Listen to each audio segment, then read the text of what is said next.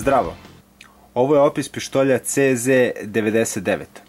Zanimljive podatke ću staviti na kraju ovog klipa da ne bi smarao neke ljude koje relativno ne zanima. Vidimo zašto je ovo oružje predviđeno. Ovo oružje je predviđeno prvenstveno kao službeni pištolj i ujedno za ličnu bezbednost.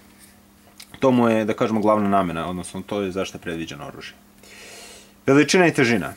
Ovo oružje je dugačko 190 mm, visina ovog pištolja je 140 mm, debljina korica je 37 mm, dužina cevi kod ovog pištolja je 108 mm, a masa ovog pištolja je 965 grama. To je što se tiče veličine i težine. Vatrena moć ovog pištolja, kako izlazi iz fabrike, u kalibru 9 mm je 15 metaka.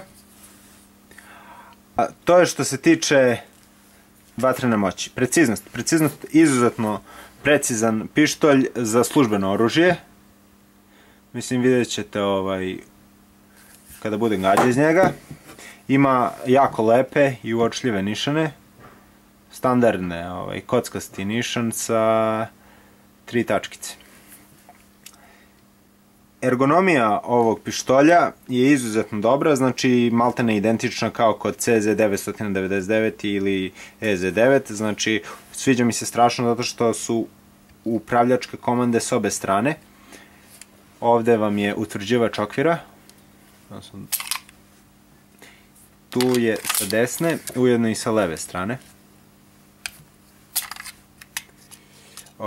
Ovde vam zadržač, ili kako sam svo vreme ja zvao ovo, spuštač navlake.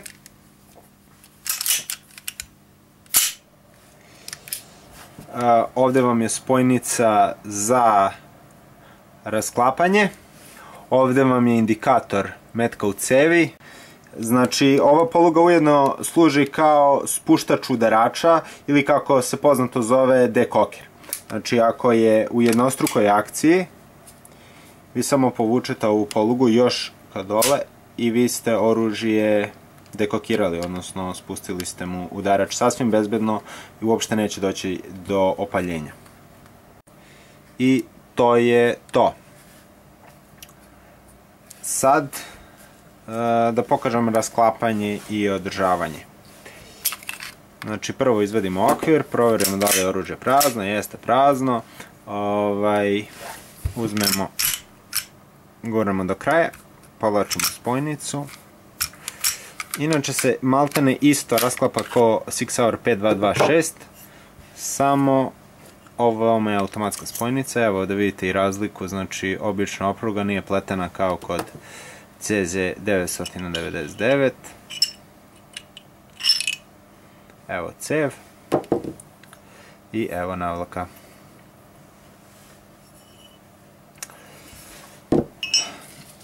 Da iskoristim ovu priliku da pokažem kako radi zadržač navlake. Vidite u okviru ovaj usečeni deo. Kada je okvir prazan, ovaj deo ovde gura ovaj ovde metalni deo, ovaj deo zadržača navlake, i kada on njega gura, ovaj deo gura u šinu. Kada navlaka ide u zadnji položaj, u ovaj ovde usečeni deo ulazi taj deo utvrđivača i navlaka je bukvalno u zadnjem položaju. Pokazat ću sad kako to izgleda. Evo sad samo da vidite kad ubacim okvir. Vidite ovo, sad je ovaj okvir prazan i ima da gura. I vidite, okvir prazan i ovo je podignuto gore. Sad kada šina pritisne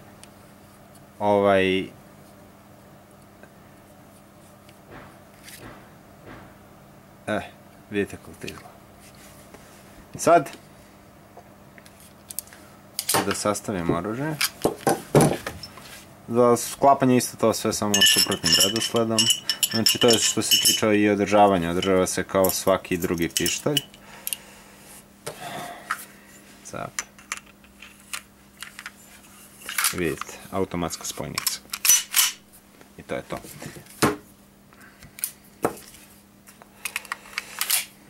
Gledajte sad, pošto je prazan okvir, jer vidite ovo je ovdje deo. Pogledajte sad kako je uopšte navlaka ostaje u zadnjem položaju.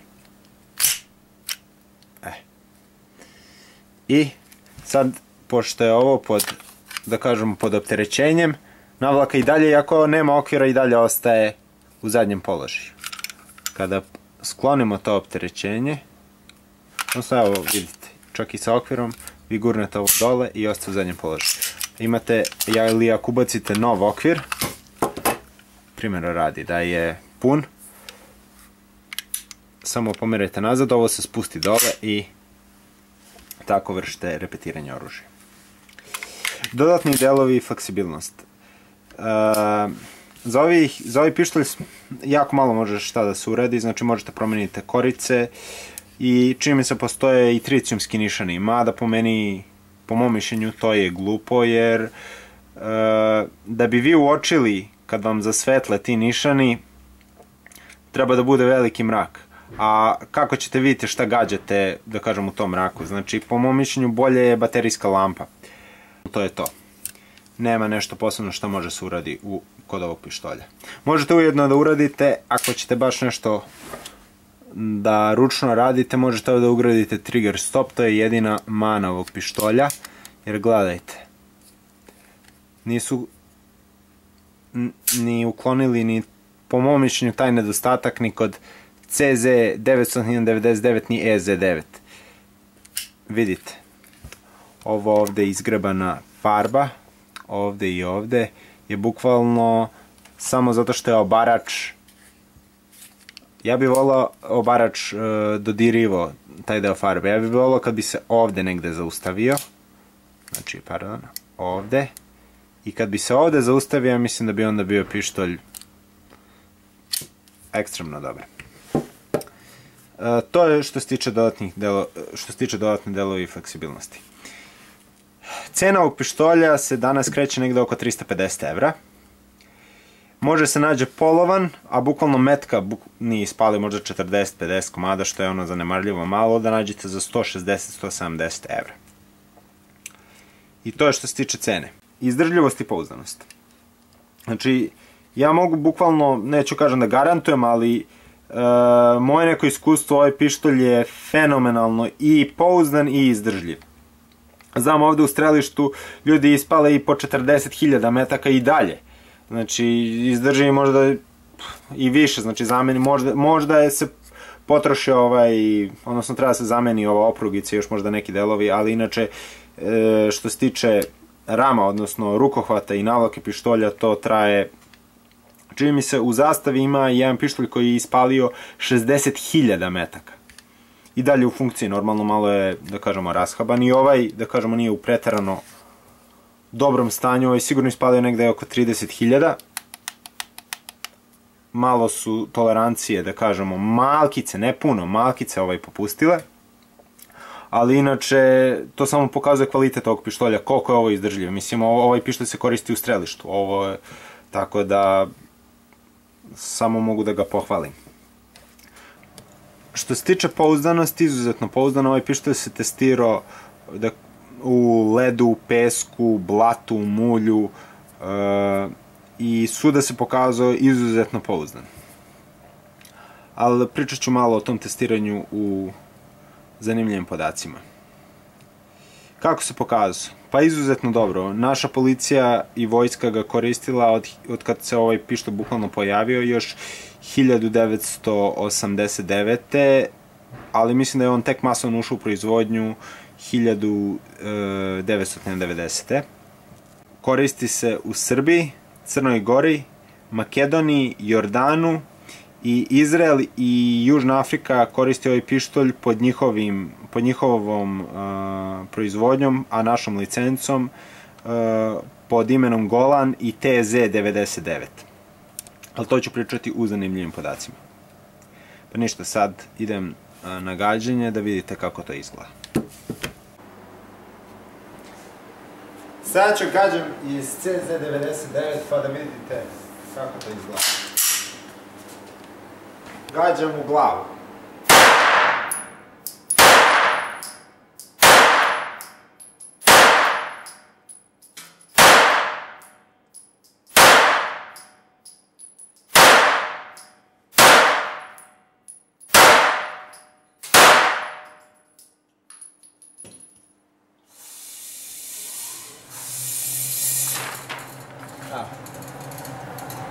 Dobro, pištolj može znatno bolju grupu da napravi, ali sad sam ja nešto žurio. Sada ću gađati precizno neki 10 metara. Pa da vidim.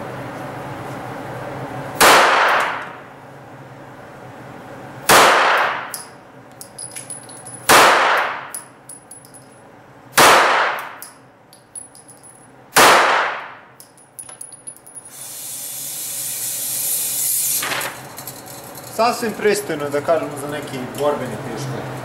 Ja do duše nemam toliko, da kažemo, iskustva, odnosno nemam toliko vremena za obaračom baš iz ovog pištolja, ali sam ubeđen da ovo može da se sve dovede u desetak. I samo debut mi da 3.9 samo odgovorim.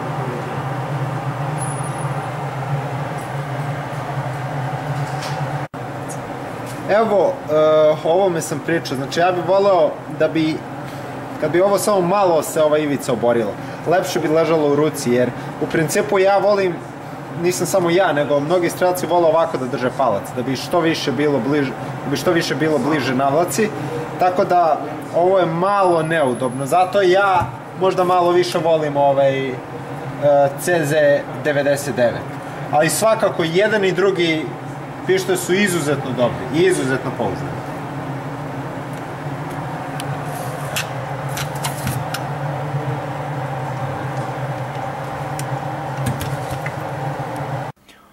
Ovaj pištolj je nastao tako što je Jugoslavija stavila na tender nabavku novog pištolja, da zameni tadašnji TT M57 i M70. Zastava oružje je imala rok od 5 do 6 meseci da ispuni uslov novog pištolja, odnosno projekat novog pištolja. Božidar Blagojević i njegov tim inženjera su zadatak prihvatili i završili su prvi prototip u roku od 90 dana, što je oborilo sve rekorde zastave. Projekat je završen 1989. godine. Ime CZ99 je sasvim greškom. Ovaj pištolj je trebao da se zove crvena zastava CZ98 godine proizvodnje. Ali izgleda greškom je ugravirano CZ99. Pošto je to bio prototip i prvi put kad se pojavio u Las Vegasu na sajmu oružja zvani SHOT, tako je predstavljen javnosti. Pištolj je dobio par kritika i dizajn se malo izmenio.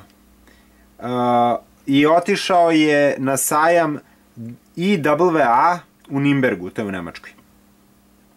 Tu je isto dobio par dobrih kritika i pištolj je modifikovan još 2 puta, dok konačno nije ušao u masovnu proizvodnju. Zastava u to vreme je uložila $2 miliona za najsavremeniju CNC opremu. Inače, ta oprema, da kažemo, taj proces proizvodnje obeležava se sa CAM procesom proizvodnje. Šta to znači? To znači da možete bilo gde, da unesete program u mašine bilo gde u svetu i da delove proizvodite za ovaj pištolj bilo gde u svetu. To je u to vreme bila jedna od najmodernijih načina proizvodnje. Sada je, da kažem, uobičajena. Dizajn ovog pištolja nije kopija Sig Sauera 5226, jako liči. CZ je samo pozajmio neka tehnička rešenja. Primjera radi, držač, odnosno rukohvat, se bazira na Waltheru P88. Tako, ovo je, da kažemo, neka, neću kažem hibridna varijanta, ali je pozajmljeno tehnička rešenja i sa jednog i sa drugog pištolja. Ovaj pištolj se razlikuje u, neću kažem, u dosta stvari od P226. Primjera radi, ima indikator metka, čak ima sa obe strane zadržač, odnosno spuštač navlake, kako ja zovem. I ima i sa jedne i sa druge strane, i za levoruke i desnoruke, utvrđivač okvira. Razlikuje se i po načinu proizvodnje. Dok Sig Sauer P226 presuje svoj čelik za navlake ovog pištolja, CZ99 uzme jedan komad čelika i onda glodalica to sve izvadi. Evo primjera radi da možete vidite gde je glodalica sve prolazila. Evo.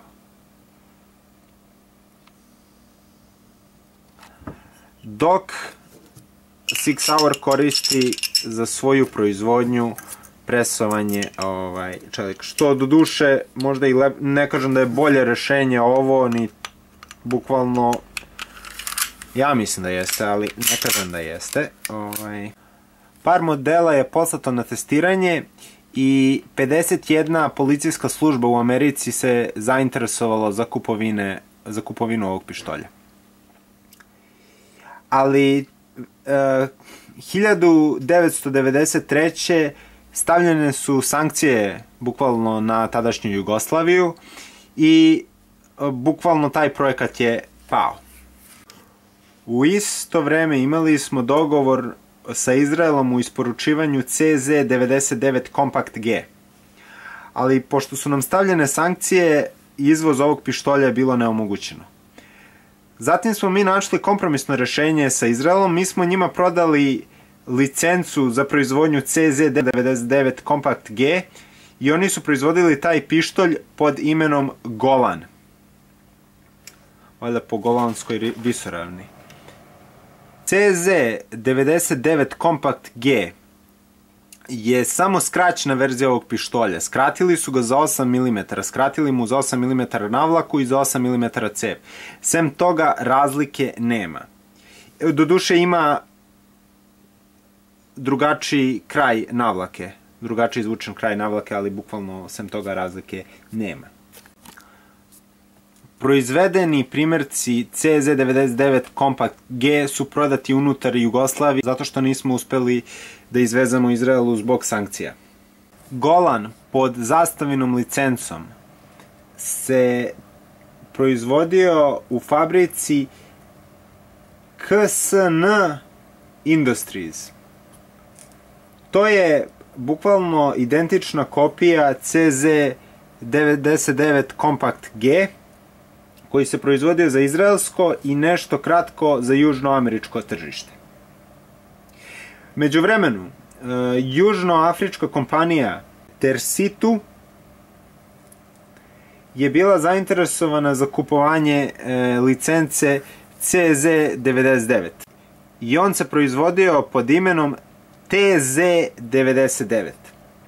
Nažalost, zbog nedostataka novaca, projekat nije uspeo i proizvedeni modeli su skupljali prašinu, dok svi primjerci TZ99 su prodati u Sjedinjenim Američkim Državama 2001. godine. Postoji i CZ99S koji ima kočnicu s ove strane, sa leve strane, i kada zakočite pištolj vi bukvalno blokirate mehanizam za okidanje i udarnu iglu. Ja do duše ne volim da kažemo kočnicu, naročito ako je na navlaci, zato što kad repetiram mogu ili da je aktiviram, uglavnom meni to smeta. Ukupno do 1993. je u Sjedinjene Američke izvezano 2537 pištolja. U to vreme cena CZ99 je bila $275, a varijantu sa drvenim drškama je bila 300. Od ukupno 2537 komada, 500 komada su imali tamni finiš i plastične drške. Komparaciono brunirani pištolji sa plastičnim drškama su se izvozili 750 komada. Vojno farbani finiš i plastične drške 1000 komada. Vojno poliran sa drvenim drškama 515 komada. Vojno farbani finiš 2 komada. I 55 pištolja u kalibru 40 Smith Wesson koji nisu bili za javnost. Video sam na RTS-u da 18.000 pištolja CZ99 treba da se izveze za iračko tržište. 3.000 od toga bit će gravirano za svečane prilike, a 15.000 za iračke oficire.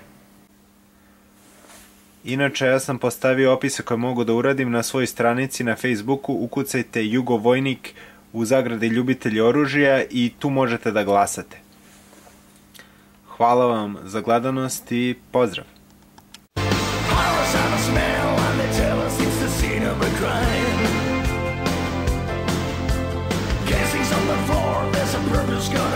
Sometime